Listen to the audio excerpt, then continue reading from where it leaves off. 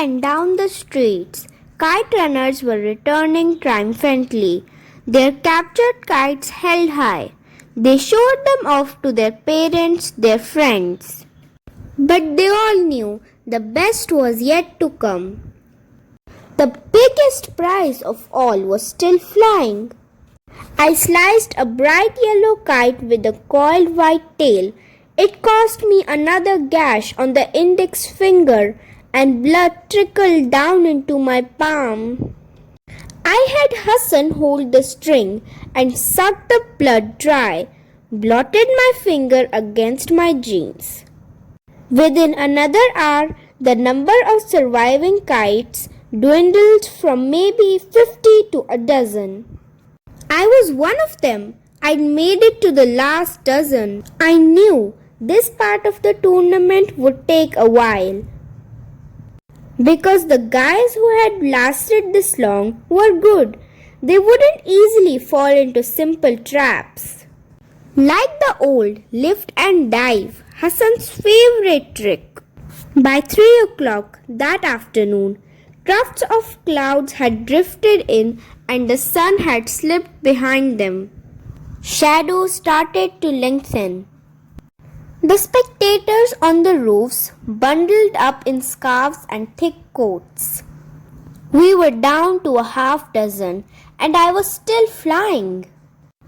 My legs ached and my neck was stiff, but with each defeated kite, hope grew in my heart. Like snow collecting on a wall, one flake at a time. My eyes kept returning to a blue kite that had been wreaking havoc for the last hour. "How many has he cut?" I asked. "I counted 11, Hassan said. "Do you know whose it might be?" Hassan clucked his tongue and tipped his chin. That was a trademark. Hassan's gesture meant he had no idea. The blue kite sliced a big purple one and swept twice in big loops. 10 minutes later, he'd cut another 2, sending hordes of kite runners racing after them. After another 30 minutes, only 4 kites remained, and I was still flying. It seemed I could hardly make a wrong move, as if every gust of wind blew in my favor. I never felt so in command, so lucky. It felt intoxicating. I didn't dare look up to the roof. Didn't dare take my eyes off the sky. I had to concentrate, play it smart. Another 15 minutes, and what had seemed like a laughable dream that morning had suddenly become reality. It was just me and the other guy, the blue kite.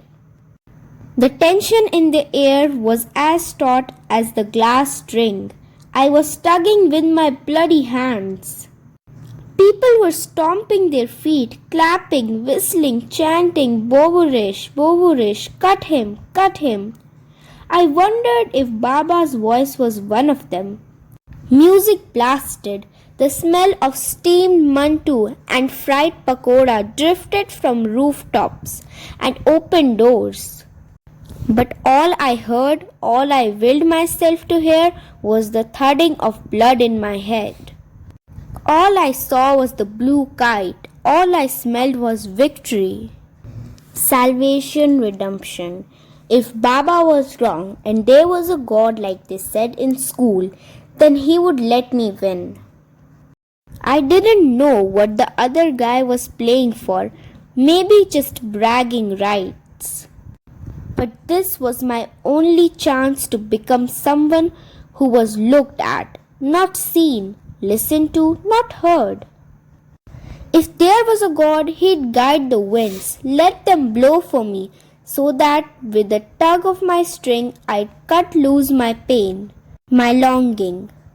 I'd endured too much, come too far, and suddenly, just like that, hope became knowledge. I was going to win. It was just a matter of when. it turned out to be sooner than later. A gust of wind lifted my kite and I took advantage, fed the string, pulled up, looped my kite on top of the blue one. I held position. The blue kite knew it was in trouble. It was trying desperately to maneuver out of the jam, but I didn't let go. I held position. The crowd knew end was at hand. The chorus of cut him, grew louder, like Romans chanting for the gladiators to kill. Kill! You're almost there, Amir Agha, almost there. Hassan was panting. Then the moment came. I closed my eyes and loosened my grip on the string. It sliced my fingers again as the wind dragged it, and then I didn't need to hear the crowd's roar. To know, I didn't need to see either. Hassan was screaming and his arms was wrapped around my neck. Bravo! Bravo, Amir Agha!